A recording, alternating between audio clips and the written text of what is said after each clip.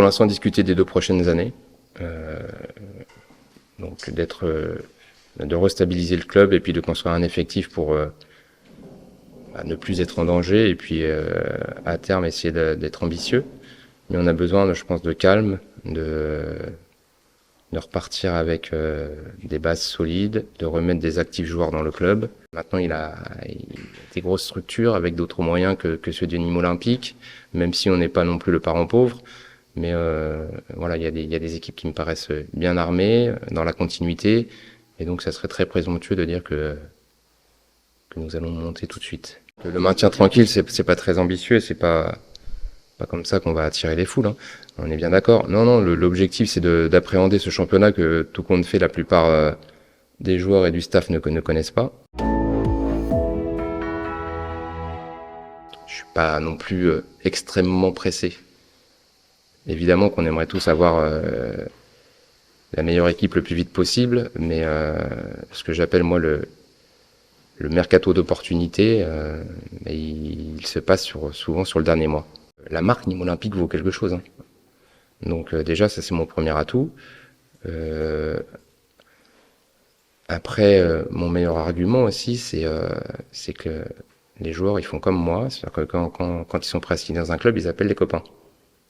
Et que les séances que Fred met en place, que le staff met en place, ça tient la route.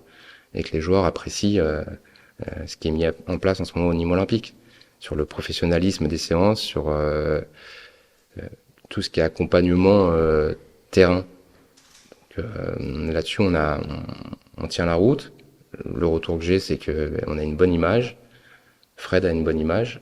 Donc, il n'y a pas de raison, à un moment, en ayant un projet financièrement bien structuré et un staff qui travaille bien et qui véhicule de bonnes choses, que ça ne le fasse pas. On n'est pas là-dessus en retard sur les autres. Non, j'ai pas peur. Non.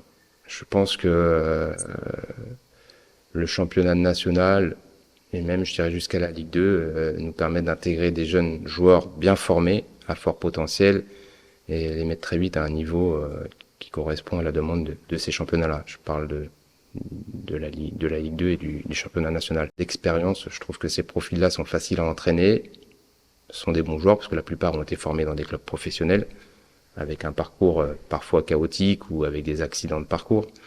Mais en tout cas, la base footballistique est là. Évidemment, quelques dossiers en cours sur l'apport d'expérience à cette équipe. On a conscience qu'il en faudra. Un gardien, c'est nécessaire. Un gardien numéro 1, qu'on aimerait bien expérimenter avec du leadership. Un ou 2 milieux de terrain, expérimenté aussi. Et pourquoi pas un attaquant, et certainement même je dirais un attaquant qui est habitué au joutes du national au moins, à minima. Il y en avait qu'un qui avait envie de rester, c'était Mamadou Doucouré. Tous les autres ont dit je veux partir. À l'heure actuelle, il y en a beaucoup qui sont là. Donc il y a la volonté de chacun de jouer au plus haut niveau, je la comprends. Puis après, il y a la réalité du marché et la réalité des performances. Et pour certains, ils sortent d'une saison où l'équipe descend avec des performances pas très bonnes. Donc la réalité du marché va les remettre dans le droit chemin. Non, les moyens, clairement, il n'y en a pas pour ces catégories-là. Nous avons plutôt misé justement sur le fait de permettre à l'équipe numéro 1, donc les pros, d'être compétitifs, donc de miser sur la locomotive. L'avantage d'avoir fait cette politique aussi de recrutement jeune, c'est que ces jeunes iront évidemment, quand ils ne seront pas titulaires, abonder l'effectif sur les matchs de l'équipe d'Adil Hermatch.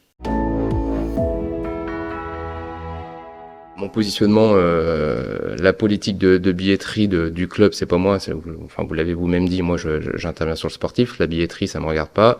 La relation avec les supporters, je l'amènerai comme j'ai toujours fait. C'est-à-dire que j'ai ma personnalité. Je suis plutôt quelqu'un qui peut paraître fermé comme ça devant les médias, mais plutôt sympa sinon dans le reste du temps.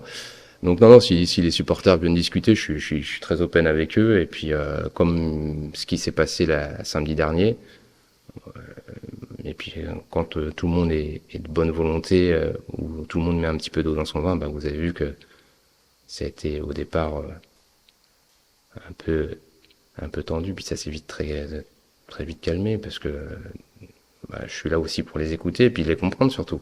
Après, je ne dis pas que je pourrais changer les choses. Notre souhait, c'est quand même de s'ouvrir et voilà, de pas vivre en vase clos.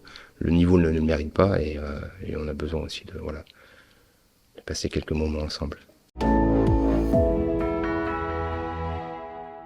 J'ai tous mes amis qui sont encore à Alès. Jean-Marie Pasqualetti qui est le directeur sportif aussi, qui était mon partenaire de chambre quand je jouais là-bas, donc ça me fait évidemment plaisir et c'est une région que j'y ai passé 2 ans mais j'ai adoré.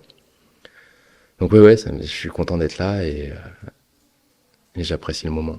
Ce serait génial d'avoir un derby en Ligue 2, hein, au moins, Alès, Nîmes.